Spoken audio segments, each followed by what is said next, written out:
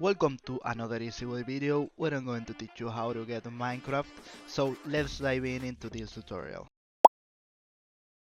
Okay, so we are on our desktop and we want Minecraft. We have to go to the Microsoft Store, and when you look for Minecraft, you will see that Minecraft is a paid game and you don't want to pay, at least you don't want to pay like $30, so you can talk with a friend from Argentina to buy it for $6, or you can do the next thing, that is play with Game Pass. Okay, so when you play with Game Pass, you have to pay only $5.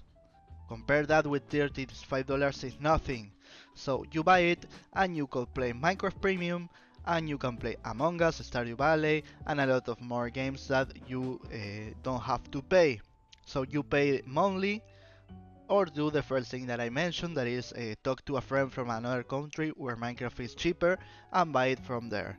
So I'm sorry if you thought that you will be receiving a free Minecraft tutorial, but that's not allowed on YouTube. So if this video was helpful in any way, please subscribe, comment, share, like, and press the bell on the subscription button. Goodbye and easy way.